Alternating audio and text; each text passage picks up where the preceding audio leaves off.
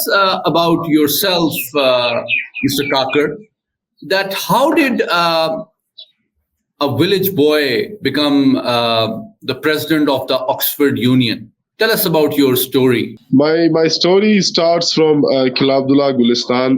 That is where I started my school. As you said, I am one of the 13 siblings. I did my primary schooling in Kilabdullah, and from there on, I went to Quetta, and from Quetta to a boarding school in Aptabad, and then to Government College University, Lahore.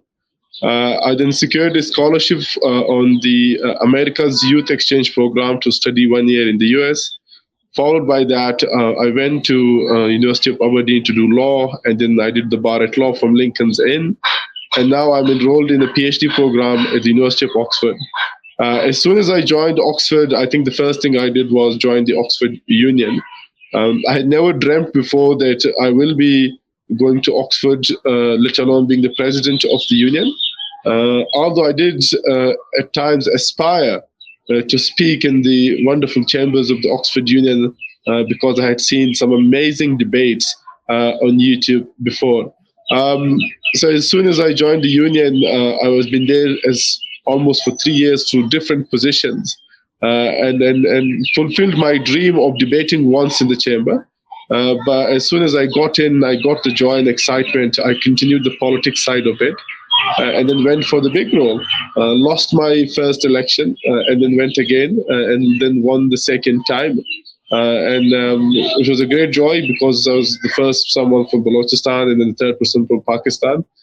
Given that Pakistan's own history had included the wonderful Shaheed Mohtarma Benazir Bhutto, who once was the president of the Oxford Union. So for me, it was an absolute privilege following her footsteps in the same echo chambers that she was a president once. Tell us about your experience of how did you get elected as the president of the Oxford Union? What is the process like?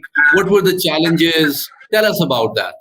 I think it's quite an exciting experience. For starters, those who don't know about Oxford Union election, it's almost like any other election, except it's more cutthroat, more petty. People go to extreme lengths to bring you down. This is my third year. I lost one election as a president. I went for it again. So unlike like any other elections, we had strong opponents. There was the Oxford Union establishment. That were favored from time to time. What I did was I mobilized almost every different segments within the universities. This is whether the different voting groups, postgrads, undergrads, different departments, different set of members, and we had a manifesto. I was fortunate to have good friends supporting me. A good friend of mine, Musa Haraj, who's also from Pakistan, was a key supporter.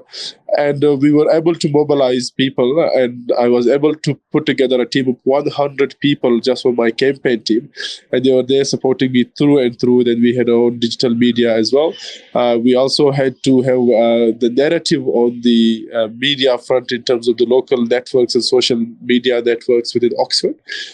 So like that, we were ahead in polls or in informal polls, and then we went for election. On the day of election, people come and vote in person, and then the next day there's a counting all night. Then they announce the results the next day. I was successful with the 617 votes, and my opponent was around 340 plus or something along those lines. Okay, well, tell us some of the key aspects of your manifesto. So first, in terms of voting, almost all the members are eligible to vote.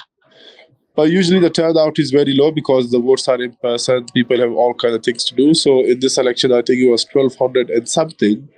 In terms of my manifesto, it focused on three key things. The first thing was access was an important part of it, to diversify the Oxford Union.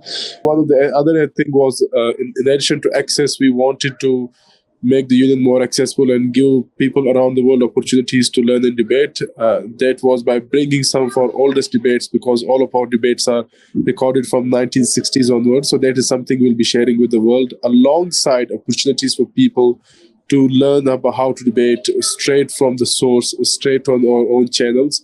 And that's the initiative I will be introducing. What is your message based on your own life struggle and journey to the youth of Balochistan?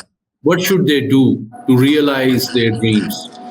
So my message to the people of Balochistan is simple. We come from all walks of life, especially from province of like Balochistan.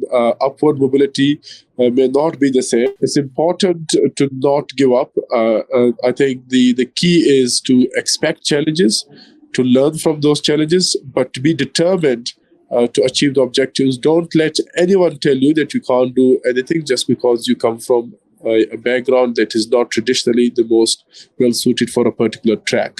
Always keep your feet on the ground and your head in the sky.